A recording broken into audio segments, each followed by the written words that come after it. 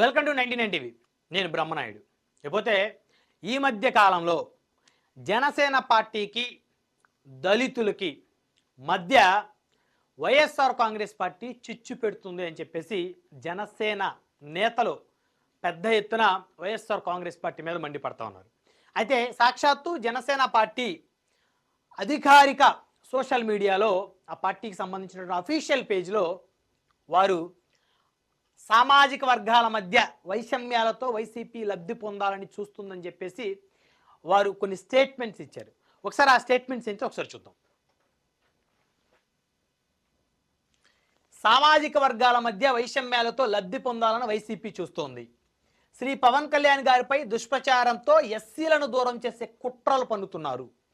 Social media ద్వారా కృత్రిమ వ్యతిరేకత సృష్టించే ప్రయత్నాలు. వైసీపీ హయాంలోనే దళితులపై అత్యధికంగా దాడులు జరిగాయి. వైసీపీ విషక్రీడలో దళిత సోదరులు పావులు కావద్దు. కులాలను కలిపే ఆలోచన విధానం జనసేన మూల సిద్ధాంతం. వైసీపీ కుట్రలను దళిత సోదరులంతా తిప్పికొట్టాలి. మీడియా సమావేశంలో పీగన్నవరం ఎమ్మెల్యే శ్రీ గిడ్డి సత్యనారాయణ. పీగన్నవరం నియోజకవర్గం అంటే ఎస్సీ నియోజకవర్గం. ఆ నియోజకవర్గం శాసనసభ్యులు గిడ్డి సత్యనారాయణ గారు మాట్లాడుతున్నారు. మాలా welfare development corporation chairman doctor Pedapudi Vijay Kumar గారు. సో వాళ్ళిద్దరు కూడా ఇస్తున్నటువంటి స్టేట్మెంట్లు జనసేన పార్టీ అఫీషియల్ సోషల్ మీడియాలో. ఇకపోతే సామాజిక వర్గాల మధ్య వైషమ్యాలను సృష్టించి తద్వారా రాజకీయ లబ్ధి పొందాలని వైఎస్ఆర్ కాంగ్రెస్ పార్టీ నాయకులు చూస్తున్నారని P Gannavaram MLA Shri Giddi Satyanarayana, Mala welfare development corporation chairman doctor Pedapudi Vijay కుమార్లు స్పష్టం చేశారు. ప్రజల సమస్యలు పక్కన పెట్టి శ్రీ పవన్ కళ్యాణ్ గారిపై ఎస్సీ వ్యతిరేక ముద్ర వేసేందుకు ఆ పార్టీ నాయకులు ఆపసోపాలు పడుతున్నారన్నారు.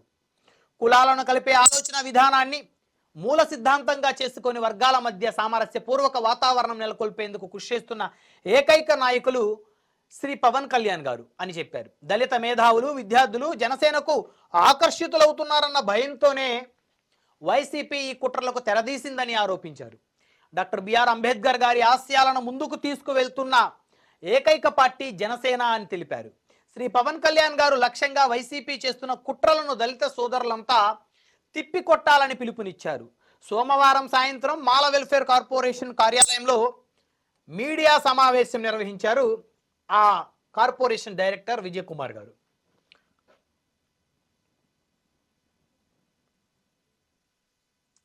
సో అదేవిధంగా tourism development corporation director doctor Pakanati Gautam Raju గారు, Madiga welfare corporation director Shri Bethapudi విజయశేఖర్లతో కలిసి మీడియా సమావేశం నిర్వహించారు. కాపులు దళితుల మధ్య సఖ్యత చెడగొట్టేందుకు కుట్ర డాక్టర్ విజయ్ కుమార్. ఈయన పెద్దపూడి విజయ్ కుమార్ గారు మాల కార్పొరేషన్ చైర్మన్గా ఉన్నారు, జనసేన పార్టీ నాయకులు. ఇక్కడ ప్రత్యేకంగా చెప్పాల్సిన అంశం ఏంటంటే ఉమ్మడి ప్రకాశం జిల్లాకు చెందినటువంటి పర్చూరు నియోజకవర్గం నుంచి డాక్టర్ పెద్దపూడి విజయ్ కుమార్ గారికి జనసేన పార్టీ బీఫామ్ ఇచ్చింది. ఎమ్మెల్యేగా ఆయన్ని నిలబెట్టిన పరిస్థితి. పర్చూరు నియోజకవర్గం అంటే అందరికీ తెలుసు, ఒక సామాజిక వర్గానికి కంచుకోట ఆ నియోజకవర్గం. ప్రధానంగా చెప్పాలంటే ఆ పర్చూరు నియోజకవర్గంలో కమ్మ, రెడ్డి రెండు సామాజిక వర్గాలకు చెందిన వారే ఇప్పటి వరకు ఎమ్మెల్యేలుగా గెలిచిన పరిస్థితి. అసలు మిగతా వాళ్ళు కనీసం డిపాజిట్లు కూడా దక్కించుకున్న పరిస్థితి లేదు మిగతా వర్గాలు చెప్పాలంటే. సో కాబట్టి అలాంటి నియోజకవర్గంలో మరి జనసేన పార్టీ ఎస్సీ సామాజిక వర్గానికి చెందినటువంటి నేతకి టికెట్ ఇచ్చి నిలబెట్టడం అంటే అది చాలా గొప్ప విషయం. 2019లో జరిగింది. సో ఇలా ఏ రాజకీయ పార్టీ ప్రయోగం చేయాల. ఎప్పుడు గతంలో అధికారాన్ని అనుభవించినటువంటి పెద్ద పెద్ద రాజకీయ పార్టీలు ఏవి కూడా ఈ తరహా ప్రయోగాలు చేయలేదు ఎప్పుడు. సో కాబట్టి జనసేన ఇలాంటి ఒక అద్భుతమైనటువంటి రాజకీయ కార్యక్రమాలు చేసినటువంటి పరిస్థితి. వైసీపీ 5 ఏళ్ల నియంతృత్వ పాలనకు వ్యతిరేకంగా గత సార్వత్రిక ఎన్నికల్లో రాష్ట్ర ప్రజలు ఓటేశారు. 11 సీట్లకు పరిమితం చేసి ప్రతిపక్ష హోదా కూడా లేకుండా చేశారు. అలాంటి ఓటమి తర్వాత ఏ రాజకీయ పార్టీ అయినా ఆత్మ పరిశీలన చేసుకుంటుంది. ఓటమికి గల కారణాలు బేజూరు వేసుకొని పనితీరు మార్చుకుంటుంది. అధికారంలో ఉండగా కులాల మధ్య కుంపట్లు రాజేసి చలిగాసిన వైసీపీ ఘోర పరాభవం తర్వాత కూడా బుద్ధి మార్చుకోలేదు. గత 2 నెలలుగా వైసీపీ రాష్ట్ర వ్యాప్తంగా జరిగిన చిన్న చిన్న సంఘటనలను జనసేనకు ఆపాదించాలని చూస్తుంది. కోనసీమ ప్రాంతంలో జరిగిన సంఘటనలకు జనసేనదే బాధ్యత అంటూ ప్రచారం చేస్తుంది. పిఠాపురంలో ఇరు వర్గాల మధ్య గొడవ జరిగితే బాధ్యత గల శాసనసభ్యుడిగా శ్రీ పవన్ కళ్యాణ్ గారు తక్షణం స్పందించి సమస్యను పరిష్కరించారు. అవకాశం దొరికితే వర్గాల మధ్య విద్వేషాలు సృష్టించే ప్రయత్నాలు చేస్తున్న వైసీపీ పెయిడ్ సోషల్ మీడియా ఛానళ్ల ద్వారా ప్రజలను రెచ్చగొట్టేటువంటి ప్రయత్నాలు చేస్తున్నారు. ఇక్కడ ప్రధానంగా ఒక గ్రామంలో గొడవ జరుగుతుంది. ఒక కులానికి ఇంకొక కులానికి మధ్య, లేదా ఒక వర్గానికి ఇంకొక వర్గానికి, లేదా ఒక రాజకీయ పార్టీలో ప్రధానంగా ఒక కులం ఉంటుంది, ఇంకో రాజకీయ పార్టీలో ప్రధానంగా ఇంకో కులం ఉంటుంది. అందులో ఉన్నటువంటి ఎవరో ఒకరిద్దరు, ఇందులో ఉన్న ఒకరిద్దరు గొడవ పడతారు. గ్రామాల్లో ఇదే జరిగేది. గొడవ పడి దాని ద్వారా వారి వర్గం వీరి వర్గం ఘర్షణలకు దిగుతారు. దాన్ని తీసుకొని వచ్చి జనసేన పార్టీకి ఆపాదించి జనసేన పార్టీలో ఉన్నటువంటి కాపు కులాన్ని వారిని ఒక దోషులుగా చిత్రీకరించి వాళ్ళు దాడులు చేస్తున్నారు, వాళ్ళు దౌర్జన్యాలు చేస్తున్నారు, వాళ్ళు ఎస్సీ సామాజిక వర్గం మీద దాడులు చేస్తున్నారు అనేటువంటి కుట్ర వైసీపీ చేస్తుందని జనసేన మాట్లాడుతుంది.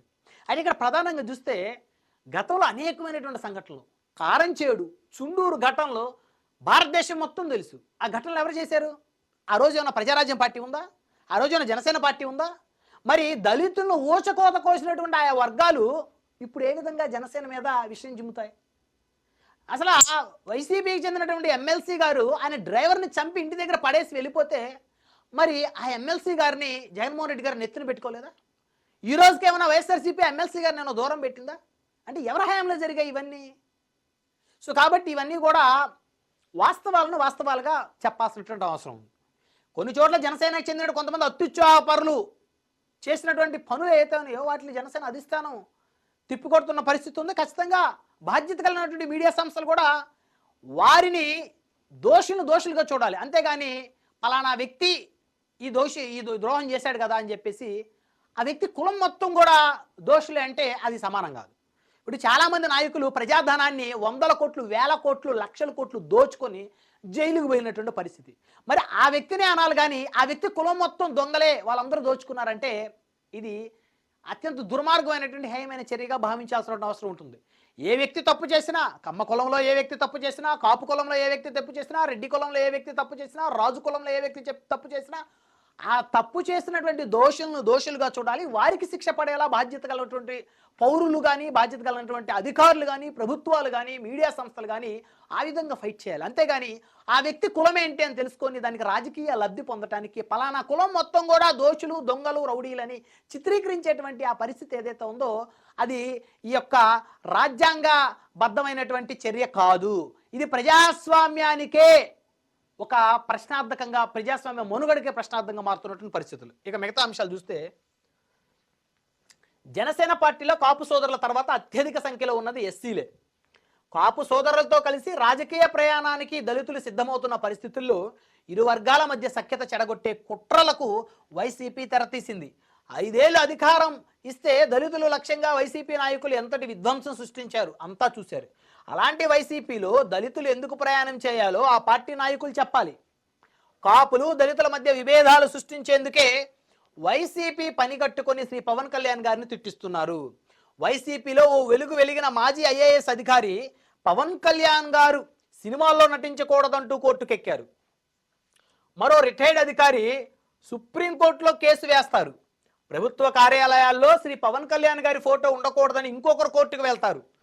ప్రజల్లో శ్రీ పవన్ కళ్యాణ్ గారికి వస్తున్న ఆదరణ చూసి తట్టుకోలేక కృత్రిమ వ్యతిరేకత సృష్టించే ప్రయత్నాలు చేస్తున్నారు. శ్రీ పవన్ కళ్యాణ్ గారు కులమతాలకు అతీతమైనటువంటి వ్యక్తి.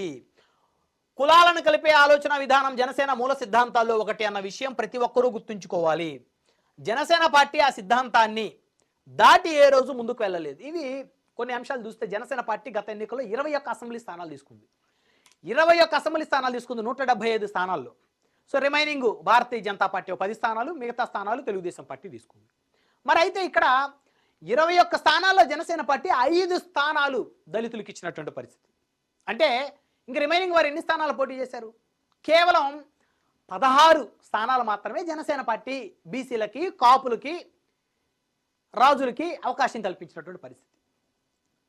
సో కాబట్టి ఇక్కడ మరి 21 స్థానాల్లో 5 స్థానాలు దళితులకు ఇచ్చారంటే మరి అది ఎంత గొప్ప విషయం. అంటే 1/4 అవకాశం వారికి ఇచ్చారు.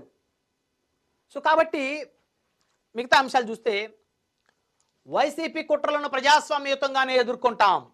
మచిలీపట్నంలో చిన్న సంఘటన చోటు చేసుకుంటే మా నాయకుడు వెంటనే స్పందించారు. చట్టాన్ని చేతుల్లోకి తీసుకోవద్దని సూచించారు. వైసీపీ నాయకులు దాడికి గురైన వ్యక్తి కులాన్ని 100 సార్లు స్మరిస్తూ ఆయా కులాలను రెచ్చగొడుతున్నారు. వైసీపీ విషక్రీడలో ప్రజలు పావులు కావద్దు. ఒక సామాజిక వర్గంలో ఎవరో తప్పు చేస్తే అది ఆ వర్గం మొత్తానికి ఆపాదించడం కరెక్ట్ కాదు. అది పరిస్థితి. మచిలీపట్నంలో ఒక సంఘటన. ఒక వైసీపీ సంబంధించిన సానుభూతి పరుడు ఆయన తర్వాత చెప్పాడు, నేను మద్యం తాగున్నాను అని చెప్పి. సరే, ఆయన తాగిన మత్తులో మరి ఆయనకి ఎవరన్నా పోపించి తిట్టించారా, యూట్యూబ్ ఛానళ్ళతోటి దాన్ని ప్రచారం చేశారా, ప్రమోట్ చేశారా అనేది ఆల్రెడీ విచారణ జరుగుతుంది. సో విచారణ జరుగుతున్న అంశాల మీద మనం చర్చించాల్సినటువంటి అవసరం లేదు. ఆ వ్యక్తి ఇష్టానుసారంగా పరుష పదజాలంతో మాట్లాడిన తర్వాత జనసేన చెందినటువంటి కొంతమంది నేతలు ఆగ్రహావేశాలతోటి ఆ వ్యక్తి ఇంటి మీదకి వెళ్ళిన మాట వాస్తవం. ఆ వ్యక్తిని గట్టిగా మందలించిన మాట వాస్తవం. అతన్ని మోకాల దండ వేయించి క్షమాపణ చెప్పించిన మాట వాస్తవం. దాని మీద విచారణ జరుగుతుంది. అయితే ఆ వ్యక్తిని ఆ విధంగా క్షమాపణ చెప్పించడానికి మనం ఎవరం కూడా హర్షించకూడదు. అది తప్పు, 100కి 100 పాళ్ళు. కానీ ఆ వ్యక్తి ఆ విధంగా మాట్లాడటానికి, ఆ విధంగా ప్రేరేపణ గురవటానికి గల కారణాలు కూడా తెలుసుకుని వారిని కూడా శిక్షించాల్సినటువంటి అవసరం ఉంది. అంటే ఇక్కడ వైఎస్ఆర్సీపీ ఆ వ్యక్తిని కూడా బలి చేస్తుందా అనేటువంటి ప్రశ్నలు తలెత్తుతూ ఉన్నాయి. పేరు నాని గారు వెళ్ళి మాట్లాడారు అక్కడ.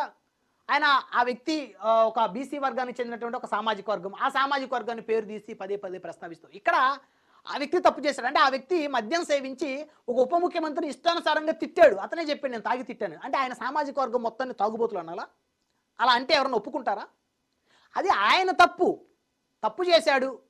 సో చట్ట ప్రకారం ఆయనకు శిక్ష పడాలి. కానీ జనసేన నాయకులు అత్యుత్సాహంతో ఆయన మీదకు వెళ్ళి మందలించడం, ఆయన్ని బెదిరించడం అనేది తప్పు.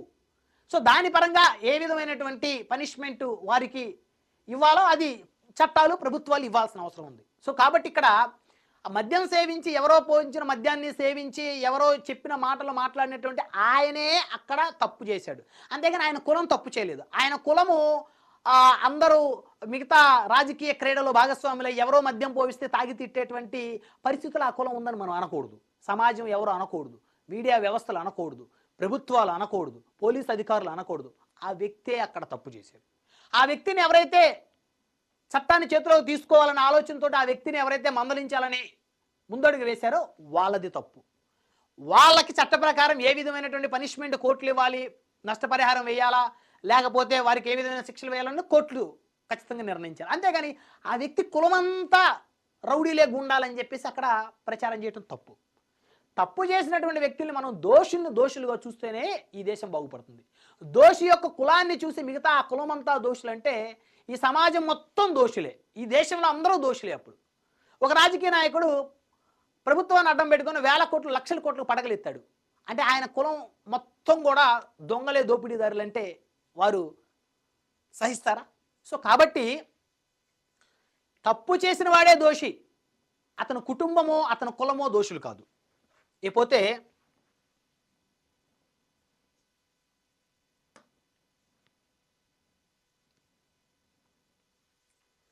అధికారంలోకి వచ్చిన నాటి నుంచి శ్రీ పవన్ కళ్యాణ్ గారు చెబుతుంది ఒకటే, తప్పు ఎవరు చేసినా చర్యలు తీసుకోమంటున్నారు. వైసీపీ కుట్రలను ప్రజాస్వామ్యయుతంగానే ఎదుర్కోమని చెబుతున్నారు.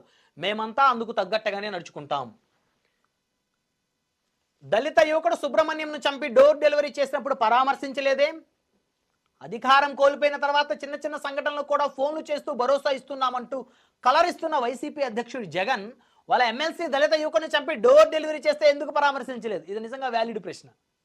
మరి ఒక వ్యక్తి అన్యాయంగా చనిపోయాడు, అతన్ని చంపేసి కారులో తీసుకెళ్లి ఇంటి ముందు పడేసి మేమే చంపేశాం, మీకు దిక్కున చోట చెప్పుకోమని చెప్పేసి అంటే కనీసం జగన్మోహన్ రెడ్డి గారు ఆ రోజు ముఖ్యమంత్రి హోదాలో ఉండి కనీసం వెళ్ళి ఆయన ఇంటికి వెళ్ళి ఆయన భార్యని బిడ్డల్ని ఈ రోజుకి పరామర్శించలేదు. సరే, ఆయనది తప్పని అనుకుందాం. ఎవరైతే చనిపోయాడో డ్రైవర్ సుబ్రహ్మణ్యం, ఆయన ఏదో పెద్ద నేరం చేశాడని అనుకుందాం. నేరం చేస్తే చంపేస్తారా? చంపే హక్కు ఎవరిచ్చారు? అసలు కొట్టే హక్కే లేదు ఈ చట్టంలో, ఈ ప్రజాస్వామ్యంలో పోలీసులకు కూడా హక్కు లేదు కొట్టే హక్కు. వారిని చట్టం ముందు దోషులుగా నిలబెట్టాలి, చట్ట ప్రకారం శిక్ష పడే విధంగా చేయాలి. మరి ఆ విధంగా ఒక దళితుడిని చంపి ఆ విధంగా చేస్తే ఈ రోజుకి వైఎస్ఆర్సీపీ నాయకులు పరామర్శించలేదని ఇక్కడ అడుగుతూ ఉన్నారు. మరి దానికి జగన్మోహన్ రెడ్డి గారు ఏం చెప్తారు సమాధానం? రాజమండ్రిలో దళిత యువకుడు వరప్రసాద్కి శిరోమండనం చేస్తే ఆ కుటుంబాన్ని ఎందుకు పరామర్శించలేదు? కోవిడ్ సమయంలో మాస్కులు అడిగిన దళిత డాక్టర్ సుధాకర్పై పిచ్చివాడని ముద్ర వేసి చంపేశారు. ఇది నిజంగా దుర్మార్గం. డాక్టర్ని పిచ్చివాడని ముద్ర వేశారు అంటే అప్పుడు దాకా ప్రజల యొక్క రోగాలను నయం చేసేటువంటి డాక్టర్ గారు ఆ రోజు వైసీపీకి ఎదురు తిరగడంతో ఆయన పిచ్చివాడని ముద్ర వేశారు. ఆయన మీద పిచ్చివాడైతే ట్రీట్మెంట్ ఎలా చేశాడా? సో కాబట్టి ఇవన్నీ కూడా ప్రజాస్వామ్యంలో ప్రశ్నించాలి ప్రతి పౌరుడు కూడా. అప్పుడు ఆయన కుటుంబాన్ని పలకరించారా? ఇప్పటి వరకు పలకరించాల. ఇప్పుడు కొంతమంది పెయిడ్ ఆర్టిస్టులతో శ్రీ పవన్ కళ్యాణ్ గారిపై సామాజిక మాధ్యమాల్లో దుష్ప్రచారం చేయడం, సామాజిక వర్గాల మధ్య వైషమ్యాలను సృష్టించడం, ఇదంతా వైసీపీ కుట్రలో భాగం. వైసీపీ హయాంలో 180 మంది దళితులు చనిపోయారు. 6,000 మందికి పైగా దళితులపై దాడులు జరిగాయి. అప్పుడు జగన్ ఇంత ఉదారంగా ఎందుకు స్పందించలేదో చెప్పాలి. ప్రజల మద్దతు సాధించే పద్ధతి ఇది కాదు. ప్రజల మద్దతు కావాలంటే ప్రజా సమస్యలపై పోరాటాలు చేయాలి. కులాల మధ్య చిచ్చు పెట్టి రాజకీయ లబ్ధి పొందాలన్న ఆలోచన మంచిది కాదు. దళిత సామాజిక వర్గాల పట్ల శ్రీ పవన్ కళ్యాణ్ గారికి ఉన్న నిబద్ధత, జనసేన పార్టీలో ఉన్న ప్రాధాన్యత ప్రజలందరికీ తెలుసు. శ్రీ పవన్ కళ్యాణ్ గారు లక్ష్యంగా వైసీపీ చేస్తున్న కుట్రలను తిప్పికొట్టాలి. నెక్స్ట్, డాక్టర్ బిఆర్ అంబేద్కర్ని అవమానించిన వ్యక్తి జగన్. శ్రీ గిడ్డి సత్యనారాయణ గారు పీగనవరం ఎమ్మెల్యే. సో వారు ఏం స్టేట్మెంట్ ఇచ్చారు చూద్దాం. పీగనవరం శాసనసభ్యులు శ్రీ గిడ్డి సత్యనారాయణ గారు మాట్లాడుతూ, సామాజిక మాధ్యమాల్లో జనసేన లక్ష్యంగా వైసీపీ చేస్తున్న ప్రచారాన్ని దళిత సోదరులంతా గమనించాలి. వైసీపీ అధికారంలో ఉండగా చేసిన తప్పులను కప్పిపుచ్చుకోవడానికే ఇలాంటి చర్యలకు పాల్పడుతుంది. విదేశీ విద్యా పథకానికి డాక్టర్ బిఆర్ అంబేద్కర్ గారి పేరును తొలగించి దళితులను అవమానించిన పార్టీ వైసీపీ. ఇది నిజంగా బాధాకరం. డాక్టర్ బిఆర్ అంబేద్కర్ గారి పేరు విదేశీ విద్యకుంటే మరి ఆయన పేరు తీసేశారనంటే ఆయనకన్నా జగన్మోహన్ రెడ్డి గారు గొప్ప, ఆయనకన్నా రాజశేఖర రెడ్డి గారు గొప్ప వ్యక్తే. మరి దేశమంతా కూడా మరి డాక్టర్ బిఆర్ అంబేద్కర్ గారు మరి రాసినటువంటి రాజ్యాంగాన్ని అనుసరించి ఈ దేశంలో అనేక వ్యవస్థలు పనిచేస్తూ ఉన్నాయి, చట్టాలు పనిచేస్తూ ఉన్నాయి. మరి అలాంటిది మహానుభావుడు బిఆర్ అంబేద్కర్ గారి పేరును తొలగిస్తే మరి ఆ రోజు ఎవరూ మాట్లాడలేదు అని ఈయన పీగనవరం ఎమ్మెల్యే చెప్తున్నారు. అలాంటి పార్టీని ఎవరూ సమర్థించకూడదు. పార్టీ పదవుల్లోనూ, ఎన్నికల వేళ సీట్ల కేటాయింపులోనూ, అధికారంలోకి వచ్చాక పదవుల పంపిణీలోనూ దళితులకు అత్యంత ప్రాధాన్యత ఇచ్చిన పార్టీ జనసేన. దళిత సోదరులు ఎవరో వైసీపీ ప్రలోభాలకు లోను కావద్దని అన్నారు పీగనవరం ఎమ్మెల్యే గిడ్డి సత్యనారాయణ గారు.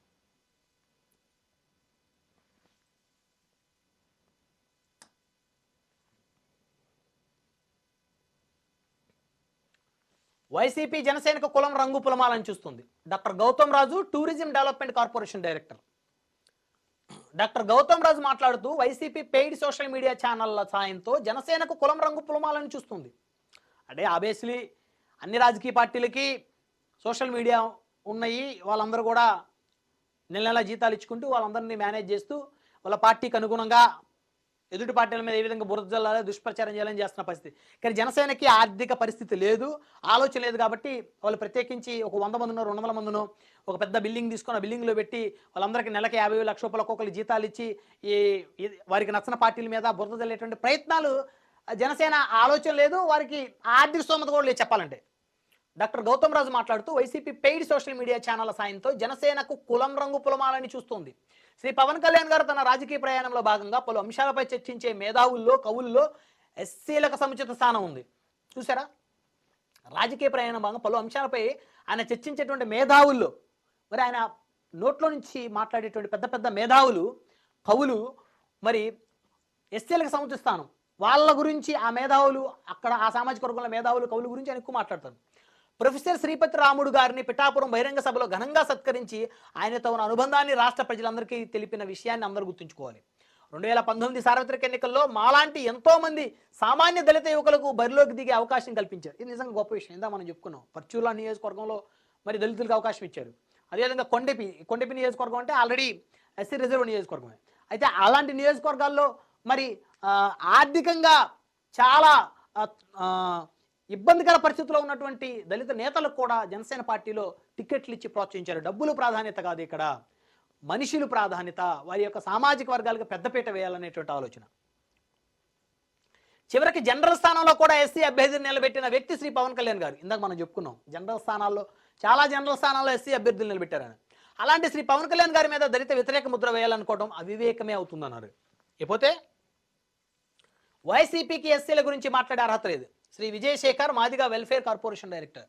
శ్రీ విజయశేఖర్ మాట్లాడుతూ, నా ఎస్సీలు అంటూనే ఎస్సీ సామాజిక వర్గాల సంక్షేమాన్ని విస్మరించిన పార్టీ వైసీపీ. ఎస్సీ సప్లాన్ నిధుల్ని మళ్లించిన ప్రభుత్వం వైసీపీ ప్రభుత్వం.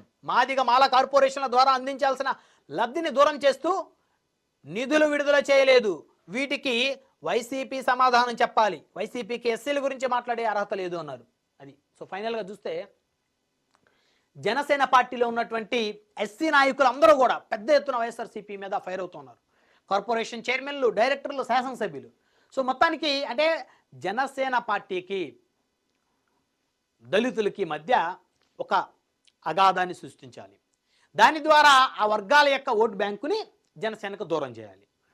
Number 1 plan. Number 2 plan, Janasena పార్టీలో ఉన్నటువంటి కాపు సామాజిక వర్గాన్ని రౌడీలుగా, గూండాలుగా ముద్రలు వేయాలి.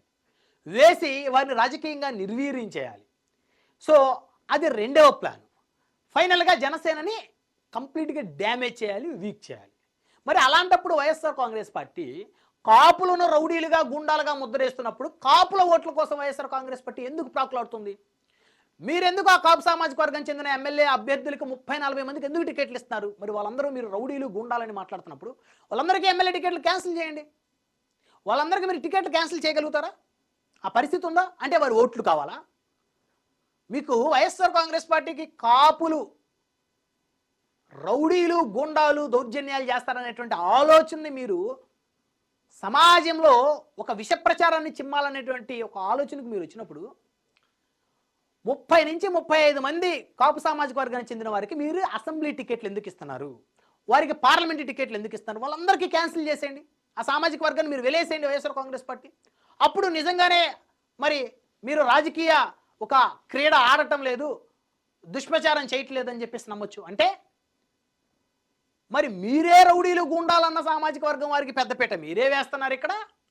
ఆ పార్టీ అంటే జనసేనలో కాపులు రౌడీలు, గూండాలు, వైసీపీలో కాపులు సౌమ్యులు, భగవంతులు, దేవుళ్ళు. సో ఇది ఒక రాజకీయ కుట్ర. సాధారణంగా రాజకీయ పార్టీల మధ్య ఒకరి మీద ఒకరు విమర్శలు చేసుకోవచ్చు, తప్పులేదు. అంతేగాని విమర్శలు పక్కన పెట్టి కులాల మధ్య రెచ్చగొట్టాలనే ఆలోచన చూస్తే అన్ని పార్టీలో ఉన్నటువంటి సామాజిక వర్గాలు ఏకమవుతాయి. అప్పుడు పరిస్థితులు చేతులు దాటిపోతాయి అన్నమాట. అలా చేయకూడదు ఎవరు కూడా. రాజకీయ నాయకులు, రాజకీయ పార్టీలు నడిపేవారు కులాలను రెచ్చగొట్టకూడదు. ఫలానా నియోజకవర్గంలో తప్పు జరిగింది, కైకలూరులో 2 సామాజిక వర్గాల మధ్య దాడులు జరిగాయి, దౌర్జన్యం, ఒకరి మీద ఒకరు కొట్టుకున్నారు, ఎవరిది తప్పు? చట్ట ప్రకారం వారి మీద శిక్షలు వేయాలి, చట్ట ప్రకారం వారి మీద చర్యలు తీసుకోవాలి. సో మచిలీపట్నం ఎవరిది తప్పు? అదేవిధంగా మిగతా ఎక్కడెక్కడ జరిగిన చిన్న చిన్న సంఘటనలు వాటిలో తప్పు ఎవరిది? ఎవరు తప్పు చేస్తే వారే దోషులు. వారి కుటుంబానికి కానీ వారి సామాజిక వర్గానికి కానీ సంబంధం లేదు.